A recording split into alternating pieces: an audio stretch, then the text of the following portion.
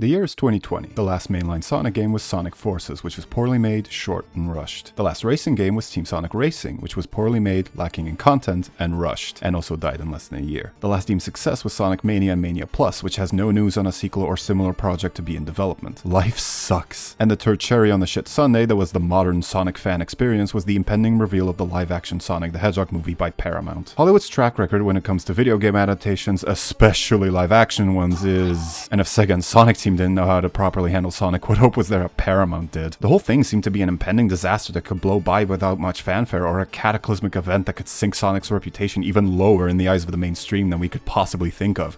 And then this teaser released. What the fuck is this? If you've ever felt stupid about the choices you've made in life, you can rest knowing you're still smarter than the average board member of a multi-billion-dollar company. Human minds came up with this, looked at it and said, yeah, that looks good, ship it. What the fuck? Until Doomsday happened. Meow?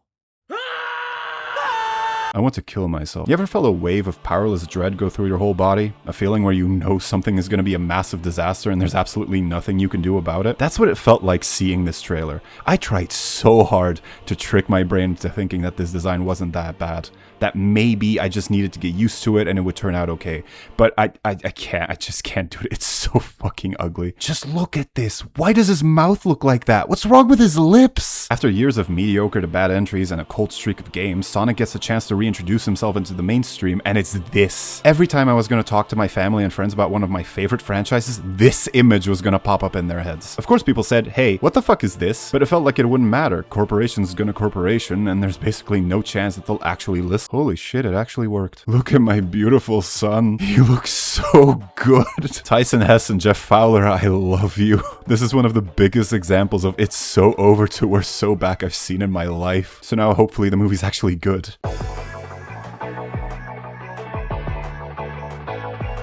It's good.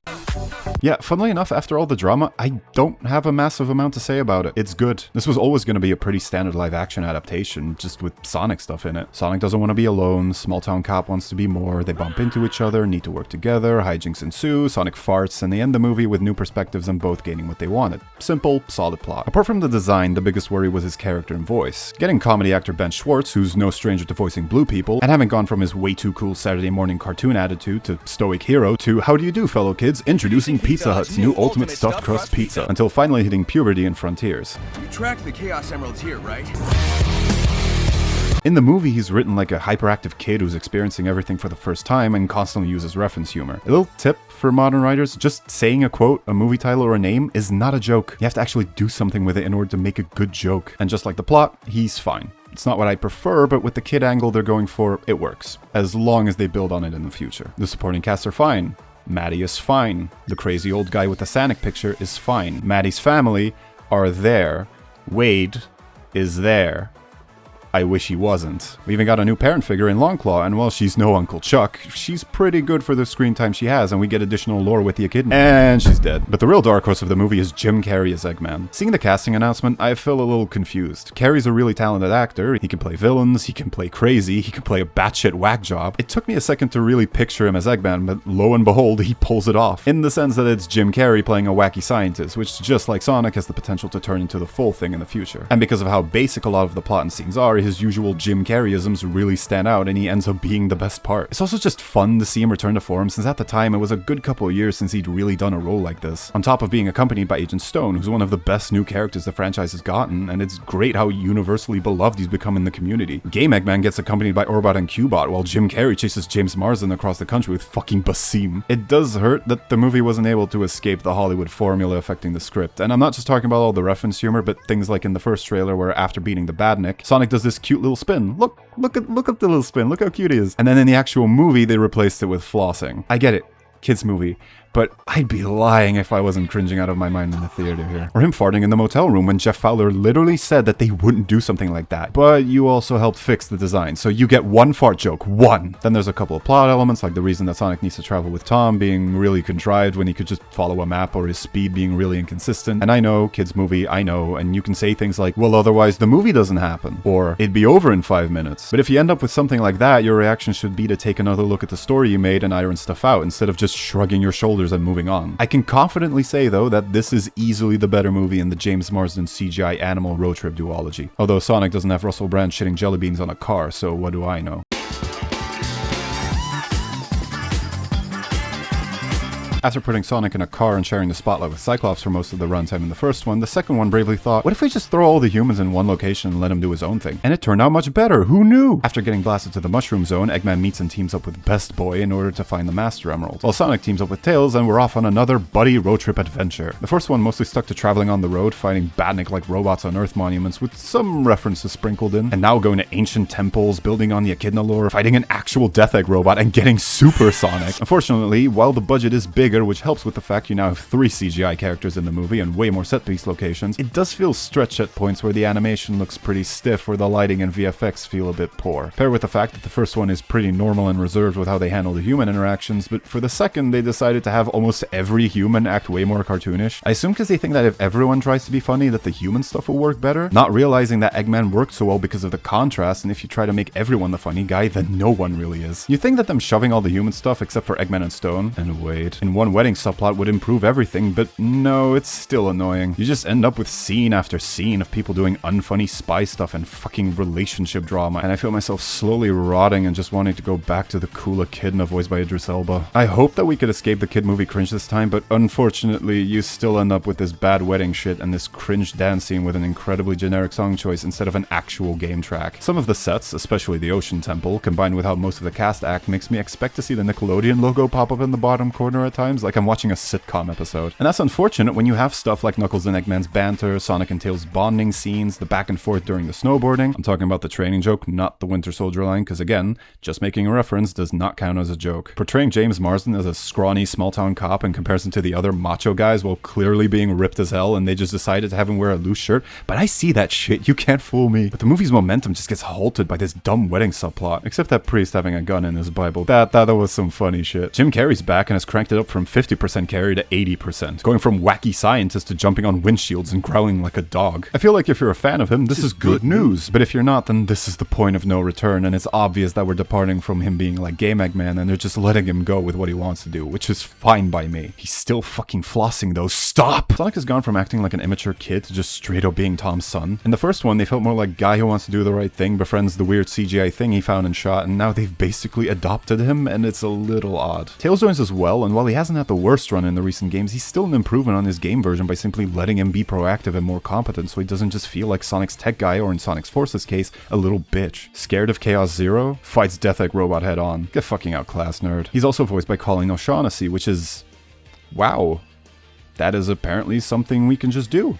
I was fully expecting them to announce, I don't know, Tom Holland or something, but no, we got the actual game voice actor for the movie. That's really cool. Took some fan pushback to get her name on the poster though, but cool nonetheless. His dynamic with Sonic does feel slightly off due to Sonic not being as mature or cool-headed as he used to be, so it comes across more as two kids bumbling about than the big brother, little brother dynamic they usually have. But the attention, no, the praise, no, the award for best improved character goes to Idris Elba as Knuckles. I love this guy. I fucking love him so much. I've had to endure him being written like a dumbass for years to the point of Sonic Boom straight up lobotomizing him and leaving him as a stupid joke. And this movie brought him back by levels I have not seen before. This teaser image alone gave him levels of aura he hasn't had in years, but that was nothing in comparison to the first trailer. Whoever decided to make him the archetype of Drax and Starfire mixed together, I want to consensually do things to you to show my appreciation because it works so well. He's serious, he's powerful, he's threatening, and yes, he is gullible and a little slow, but without being a gigantic moron. In this movie, Sonic and him actually feel like a proper rivalry. Remember when they had that? Because the game sure as hell don't. We get to see the other perspective of the first movie's opening, because apparently Longclaw fucking took all of the Echidnas down with her, and after they have their heart-to-heart, another really funny scene by the way, I love watching their team dynamic and him fulfilling this big brother role. It's just, I love him.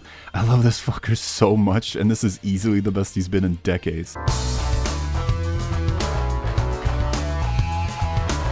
I want to throw this one in since it is part of the Sonic cinematic universe, and after how phenomenal Knuckles was in Sonic 2, they announced that he's going to get his own spin-off show, and the Japanese schoolgirl in me started to scream. And then the white man in his 20s that I am was so disappointed after watching it. This show is a victim of the current streaming culture we have. It's already hard enough to get shows that can get anywhere between 13 to 26 episodes, but now almost any above-average runtime live-action or animated show that drops gets relegated to 8 one-hour episodes, but this one goes even further with having 6 half-an-hour ones. And I hate the wording of this witness just the 6-episode event. What do you mean 6-episode event? They basically made a 3-hour movie to drop on Paramount Plus, but because it wasn't going to be a theatrical release, we have to cram in so much filler Wade nonsense to arbitrarily make up time. Because that is what the show is. Wade. Not Knuckles. Wade. The first 2 episodes are what I expected it to be. Knuckles is the protagonist, and Sonic is Tom, so Knuckles gets Wade, because they need a human character for him to interact with, because CGI is expensive, and you cut to some of his shenanigans occasionally. Not every joke lands, but it's fine. From episode 3 onward, it just becomes Wade the show, and Knuckles. Ironic title, but not in a fun way. There's an entire episode where you meet Wade's family, and Wade's sister is the fucking worst. Not a single joke she makes landed. Her wacky behavior isn't funny. Stabbing someone with a fork during an argument is not funny. What the fuck? Just objectively the worst human character so far. Just more talk about Wade's quirky dad who left when he was a kid, who is willing to let his family die so he can win a Las Vegas bowling tournament, and now Wade has to beat him to prove himself. And I don't care. I just don't care. And Knuckles becomes honorary Jewish. What is going on? An entire episode where Knuckles isn't in it, apart from like a minute at the start, and it's just Wade in a cage going through spirit training with the writers in the show throwing their hands up in the air saying, CGI is expensive, so we see Knuckles' backstory through Wade cosplaying and using puppets. You make Sonic and Knuckles' families being dead a serious thing in the second movie, and then this show just makes a joke out of everything. Knuckles' dad being dead is a joke. Christopher fucking Lloyd is Pachacamac, and he's a joke. Iblis apparently exists in this universe, and Knuckles killed it already, which is a joke. And a Facebook Marketplace ad. The Flames of Disaster are just a power-up he has now, and okay, 06 is infamous, that's something that doesn't need to be explained, but it's weird that not only does it get referenced, but it gets handled like this. But all the villains are actually good, especially for the first project that doesn't have either Jim Carrey or Lee Majub. The Gun Goons are completely fine. They've got that perfect Jesse and James bumbling duo energy that makes them fun to watch. The Trapper guy is unfortunately completely wasted. Setting him up so that he's got ties to Robotnik, has a really cool voice, so he'd make for fun foe throughout the whole thing, but he's just there in the beginning and then pisses off until he shows up in a big-ass mech suit right at the end. So they can just go through the motions of what the previous 2 movies did. You can't defeat me. Oh no, I'm kinda dead. Don't give up. We have the power of friendship. Oh wait, I have the power. I win. Just a weaker version of the previous finales, but this time with the Flames of Disaster. And instead of Jim Carrey's charisma, we have a guy who has less than 5 minutes of screen time and instantly dies. And at the end, you see them driving across the desert, and I'm just like, that sure was a thing I watched. Didn't really progress him that much as a character, makes him lose a bit of the cool factor he got from 2, and I learned way too much about Wade than I would have ever cared to. But at least you'll know what it's called when his fists flame up in Sonic 3, even though they don't draw attention to it. This show is limited by the streaming format it got crammed into, and I genuinely don't see the point of it. You want to make a spin-off show that ends up having about an hour more of total runtime than both movies had, but because it's a streaming show and not a theatrical movie, you don't have the same budget to work with, so you have to waste about half of your episodes on human stuff where the main CGI character can't be around too much because they're too expensive. So then why make it a show? If you cut the Wade family stuff, the spirit journey, and the bowling tournament, and just focus on Kid Cudi on the bowl cut trying to catch Knuckles with the Trapper being the big bad, and sprinkle in Pachacamac and the Echidna backstory and play it seriously, you can trim it down to an hour, maybe an hour and a half special that you can release exclusively to promote Paramount Plus, and you'll end up with less overall CGI. Even with the show format, they didn't really gain anything because they dropped all 6 episodes at once and not in a weekly release schedule, so they wouldn't get continuous engagement from it anyway. And even with the mixed to positive reception it got, it still became the most streamed original show they made on the platform. So if it was a special, a ton of people still would have watched and you would have ended up with a more positive reception. To sum it up, no real reason to be a show, needs way more Knuckles. Fuck Wade.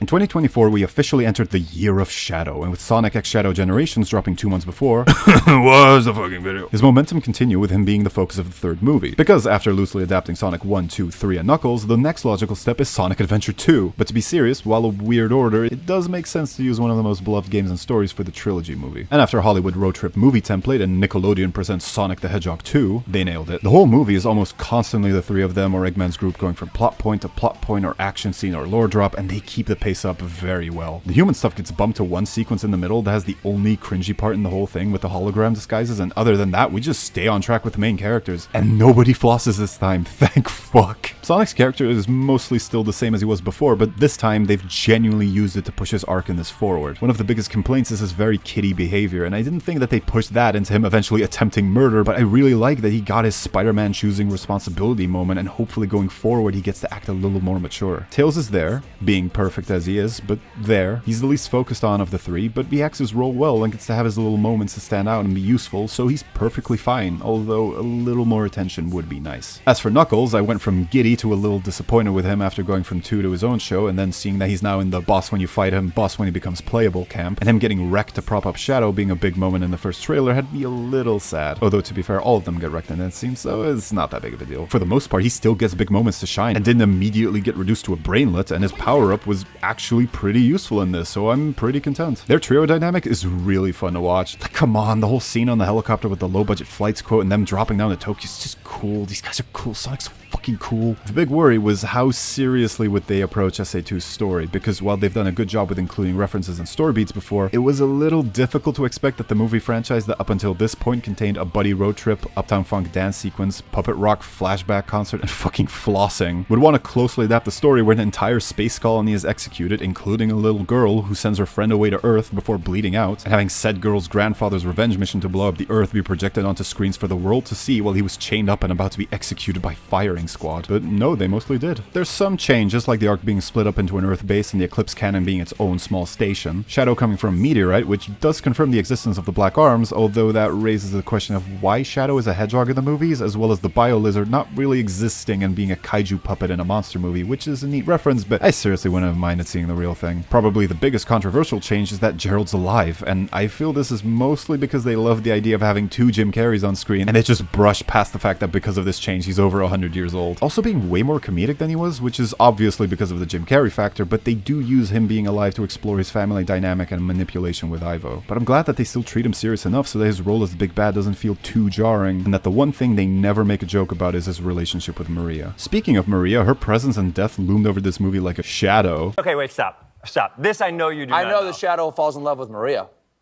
Whoa. And with the little screen time she had, they absolutely nailed it. The whole flashback works really well, and I honestly felt more for her death here than I did in the games. She really is the emotional core of the whole thing. Live and Learn being a song she played for Shadow and it being played during his awakening scene in the pod and then during the final battle, and showing how her death is handled from 2 different perspectives, with Gerald seeing it as wanting revenge for what they took from him, while Shadow is doing it because it's what he thinks she would have wanted, and him eventually doubting his mindset, changing, and sacrificing himself in order to do the right thing. And yes, she dies on screen. Censorship is a funny thing. Having someone point a gun at someone and then hearing a gunshot is too bad of an implication, but having her die in an explosion is a-okay. You can blow up a building and have 100 people die, but as long as you don't show any blood, everything's just fine. Quick side note, the facial expressions here from both of them are just chef's kiss, especially with Shadow seemingly not understanding what's even going on until he sees Gerald's face and then realizing that she's dead. I feel sad for you, Keanu Reeves. Ah yes, Keanu Reeves. Talk about a full circle moment from the first one. I haven't been as excited for an actor reveal ever since Tom Holland got announced as the new Spider-Man. Idris Elba gave us a teaser in advance, but seeing all the theorizing and speculating before the first trailer drop was fun as hell. Hayden Christensen even being a big favorite guest, and then finally hearing Keanu's voice come out of his mouth felt like a wave of relief. While not having a ton of voice acting experience, he did a pretty good job for the most part. His performance in the Shadow Generations DLC was a little worrying, but his movie performance is way better. There are definitely moments where you can hear him struggle a bit, but he still pulls it off very well. I'm just happy that they've taken the story so seriously. After how jokey they made everything about Knuckles in his own show, I got worried that they might do something similar with him, but gladly that wasn't the case. He does have a couple of comedic moments, but they work because they use the other characters to contrast how serious he is, so it doesn't sound stupid when he's commenting on a drama show or saying revenge guac. On top of the Black Arms, we even get more Shadow the Hedgehog stuff, like him driving a bike and actually getting to use a gun. And again, machine gun, that's too far. Laser pistol and the black hole grenade, that's totally cool. They totally understood the assignment when it comes to his presentation. Going from the Ryu supersonic model at the end of 2 to the pod scene in 3, he looks so good. The way he runs, the skating, his teleport, and then getting to Super Shadow in that final fight, they nailed everything. Not to be overshadowed, but guess who's back? Back again. Guess who's back? Tell a friend. It's Jim Carrey. Him declaring that he was going to retire from acting, apparently capping things off with 2, then coming back for 3 because the script, in his own words, was written in gold, and then seeing that he gets to play 2 fat bald guys and is hamming it up all over the place. 2 is already a noticeable cranking up of the Jim Carrey volume, but in 3, it looks like they just said fuck it and completely let him loose. The back and forth banter between Ivo and Gerald, the VR bonding, infiltrating gun headquarters and getting that awesome laser hallway scene. When Sonic and Tails dance to Uptown Funk, it's cringe. The Robotniks breaking it down to Galvanize, that's just awesome. No joke, this scene got stuck in my head for weeks. I love it so much. He's now fully evolved into his final form, from government scientist to bald and fat, and even finally getting to wear his game look. If you're not a fan of Jim Carrey's style, then you're gonna have a problem, since now almost all the human scenes after the first act are given to him, which is perfectly fine by me, because if I have to have humans talking about the crazy stuff happening around them, I would very much like for that human to be Jim Carrey. Although, if there's one scene that that I really wanted them to be more serious with, it's the final fight scene. Especially after all the setup and payoff we got with Ivo's loneliness and wanting to be loved and accepted, and then getting dismissed in comparison of Maria. And then that culminates in two geriatric geezers using robot claws, making weird noises at each other, and one of them getting stabbed in the ass and getting killed by a big bug zapper. This was the only part where the Jim Carreyisms got in the way a bit, and I wish it was more like the other storyboard. It's crazy that not only has he postponed his retirement twice, but that he's changed his mind and has even said that now he feels more like he's taking power naps in between Sonic projects. At this point, he wants to be retired and make Sonic movies. Sonic the Hedgehog is his exception. That is just insane in the best way possible. Sonic 3, apart from a couple of small scenes here and there, is exactly what I want from these movies. We're at the point that we can have all three of them be on screen almost all the time, and they consistently look great. They keep the focus on them and are now sparingly using the human characters in a couple of supporting scenes, and anything else focuses on Eggman and Stone. It's perfect. And something else I want to touch on is the budget, because these movies' budgets are steadily increasing, and I don't want people to get ahead of themselves to think that this is something that needs to keep happening. Again, we're at the point where Sonic, Tails, and Knuckles are on screen a lot, look really good, and the action scenes are beautiful. I don't necessarily need a $200 million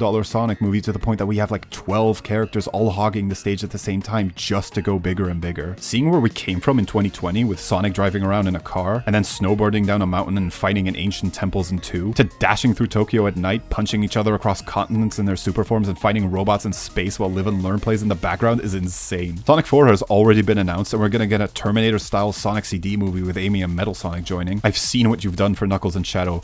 Please do it for them. Jim Carrey is back again. They kill him off every time at the end just in case, but I genuinely think he's just gonna keep doing them until he drops dead, and I couldn't be happier. Looking back at the horrible disaster of the first design reveal, and now over 5 years later, it's one of Paramount's biggest cinematic franchises. 3 movies that have in total grossed over $1 billion and helped kickstart a franchise resurgence that has pushed the games up exponentially. I'm just so happy with how things have turned out. Flawed as they might be, I really love these movies, and I'm really happy with how far we've come since that first teaser. Jesus fucking Christ.